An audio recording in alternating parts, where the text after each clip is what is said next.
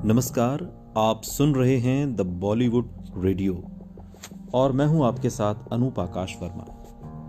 दोस्तों, आज का किस्सा है राजकुमार का।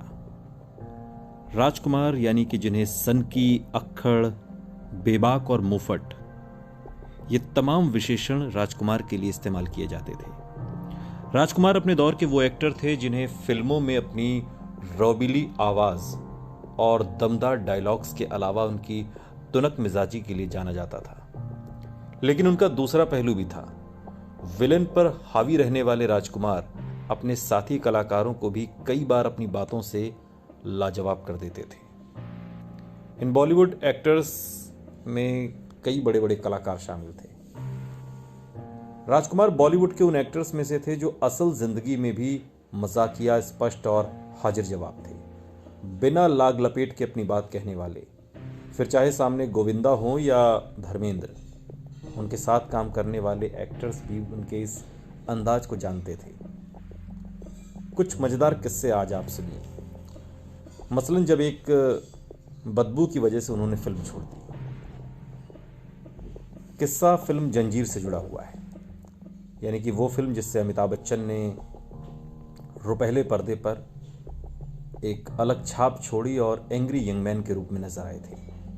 जंजीर ने अमिताभ बच्चन को रातों रात सुपरस्टार बना दिया, लेकिन अमिताभ डायरेक्टर प्रकाश मेहरा की पहली पसंद नहीं थे। प्रकाश मेहरा राजकुमार को फिल्म में लेना चाहते थे।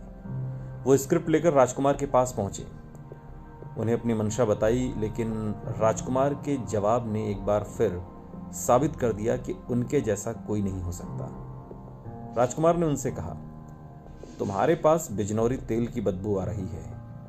हम फिल्म तो दूर, तुम्हारे साथ 1 मिनट और खड़ा होना बर्दाश्त नहीं कर सकते। जाहिर सी बात है, जंजीर में राजकुमार नहीं थे। राजकुमार की कुछ मजेदार आदतें भी थी, जैसे वो अपने साथी कलाकारों को उनके असली नाम से नहीं बुलाते थे। जैसे वो धर्मेंद्र को जितेंद्र और जितेंद्र को धर्मेंद्र कहते थे। एक बार किसी ने उनसे पूछा कि राजकुमार ऐसा क्यों कहते हैं, ऐसा क्यों करते हैं। इस पर राजकुमार ने कहा, राजेंद्र या धर्मेंद्र या जितेंद्र या फिर बंदर, क्या फर्क पड़ता है। राजकुमार के लिए सब बराबर हैं। राजकुमार के किस्सों में न सिर्फ एक्टर्स बल्कि उस दौर की मशहूर एक्ट्रेसेस का भी नाम शामिल है। और ऐसा ही एक मजेदार वाकया जीनत अमान के साथ हुआ था, और वो भी तब जब वो टॉप एक्ट्रेसेस की कैटेगरी में शामिल हो चुकी थी।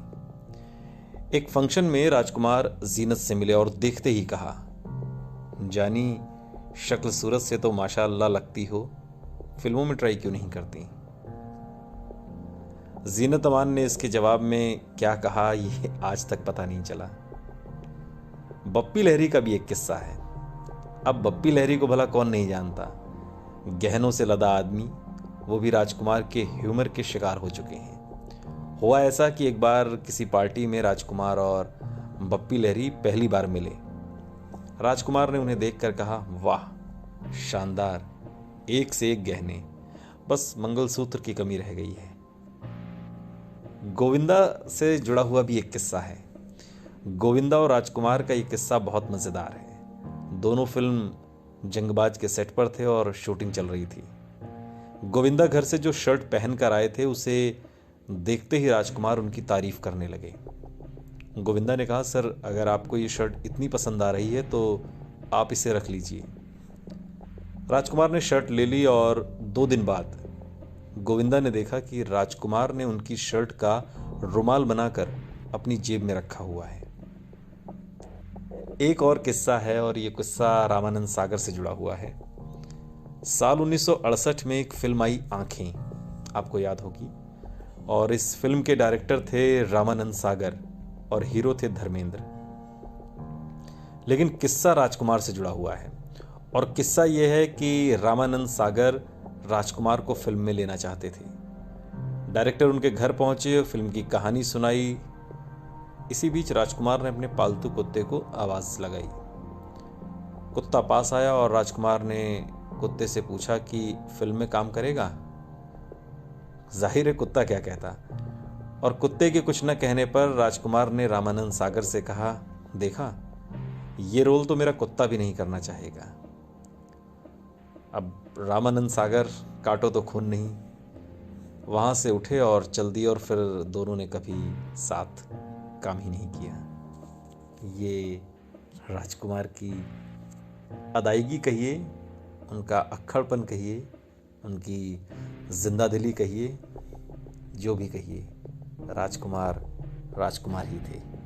सुनते रहिए द बॉलीवुड रेडियो, सुनता है सारा इंडिया।